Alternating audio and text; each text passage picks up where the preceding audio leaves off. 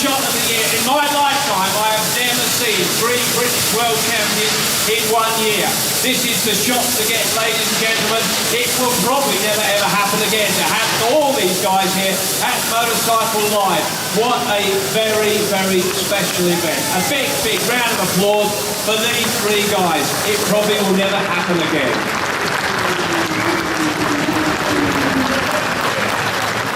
Tai, come down here, all of you guys. I just want to say, I understand that you're looking at road racing, is that right? You've had a go?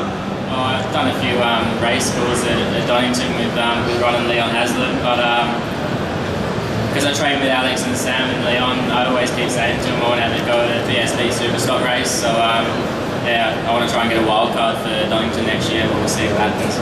How about that? A wild card at Donington for next year. Now you guys go dirt tracking and go motocrossing and everything to keep fit. Do you reckon you'd cut it? Yeah, because I mean, riding a motorbike's just a skill set.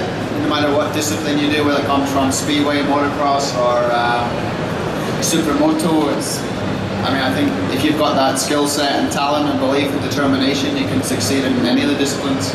What's your winter going to bring now? I mean, first World Championship for you, hopefully one of a few, but have you got a quiet winter, a busy winter? Pretty quiet.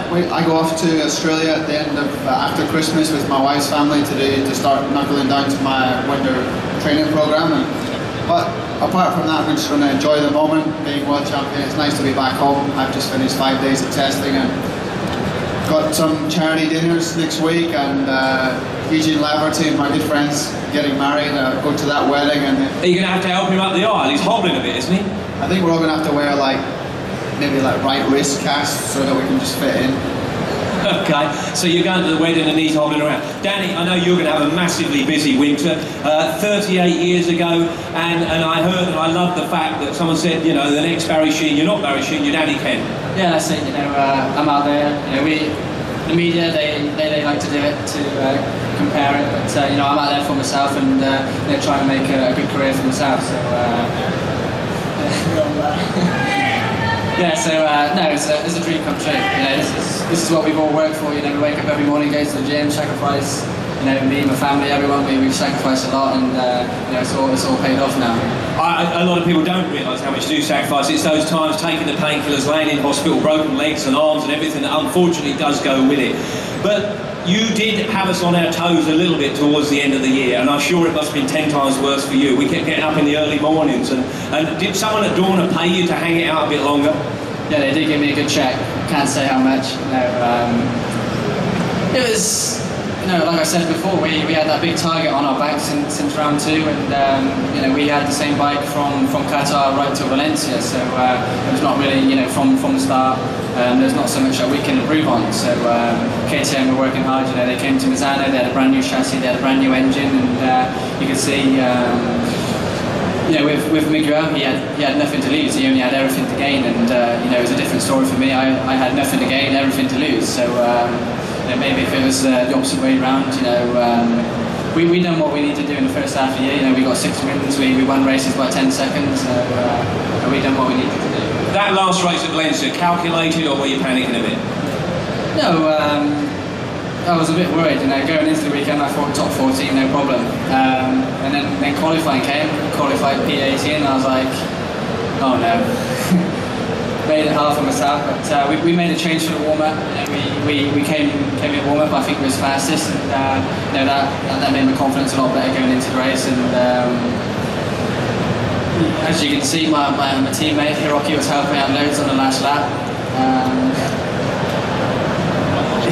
Yeah, okay, well, it happened in all the classes, I think, a little bit out there. It was all going on there. But you, Jonathan, quickly, you did exactly the opposite, because you went out and smoked everyone from the word go. All the way through, really. I wouldn't say smoked everyone, because that it really devalues the other guys, which I have a lot of respect for. But I mean, Kawasaki gave me a great package, and it was a surreal feeling to win so many races out from the end. But I really enjoyed. When I started to win, it just became, I just found like a real happy place, honestly. It just became natural just to keep doing that every weekend, and I'm just so grateful to be in that position where I have a bike that could really speak to me. You know, we had a special bond, and every weekend I got to ride it. It wasn't like I was going out there risking everything and putting everything on the line. It was like I was going on a race weekend to hang out with my buddies and just have fun riding a bike. So to have that feeling was really cool. Brilliant, absolutely. Tai, same again next year? 3 on a trot or 3 championships? They say it's easy to win your first, it's hard to win your second, but the hardest is to win back to back. But 2013 to me felt like I couldn't really put my finger on what it was, why I won. It just happened. And 2004, I kind of went back to Australia, put on heaps of weight, ate heaps of food, drank loads of beer, and kind of struggled in 2014. And then that gave me the hunger back for 2015. And you know, got stuck in. I worked hard, and you know, like Danny said, you sacrifice a lot to be the best. But I believe I know what it takes to win this, you know, another 3 or 4 times. So we'll just have to see what the future has told. I did see that, and I did hear you say that. You can't tell everyone what it is, that little key. But can you tell us, is it in you or is it in the machinery?